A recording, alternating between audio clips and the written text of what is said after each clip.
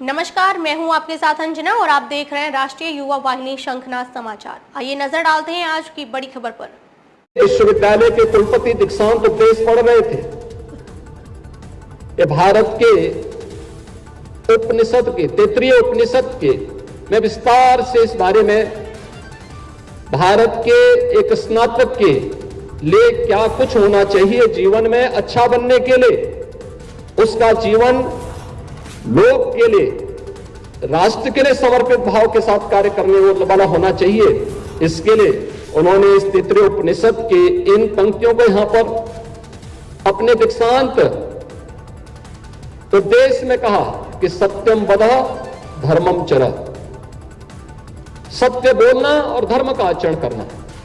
धर्म का आचरण, धर्म उपासना विधि नहीं है, धर्म नैतिक मूल्यों का, सदाचार का और हमारे कर्तव्यों का एक पर्याय है जो देश काल और परिस्थितियों से प्रभावित होकर के हम सबको सम और विषम परिस्थितियों में अपने कर्तव्य के प्रति लगातार आगाह करता है।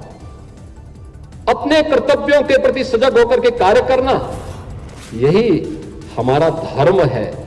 और वह भी राष्ट्र को साक्षी मान करके अगर हम कार्य कर रहे हैं तो सचमुच हम लोग अपने उन ऋषि परंपरा का, भारत की उस समृद्ध परंपरा का प्रतिनिधित्व करते हुए अपने आप को उसका उत्तराधिकारी कह सकते हैं, जिसने हजारों वर्ष पहले ये उपदेश उस कालखंड के भी युवाओं के लिए, उस समय के दीक्षित होने वाले स्नातक के लिए ये उपदेश उस समय रचे थे। और आज भी हम तैत्तिरीय उपनिषद को दीक्षांत समारोह का साक्षी मान करके उसके अनुरूप अपने कार्यक्रमों को आगे बढ़ाते हैं। प्राचीन गुरुकुल की परंपरा में दीक्षांत समारोह एक समावर्तन समारोह के रूप में होता था। उस समय यह मान्यता थी कि जो भी यहां से स्नातक निकलेगा वह इतना परिपक्व होगा कि सारी परीक्षाओं को पास करके अपने भावी जीवन को आगे बढ़ाएगा।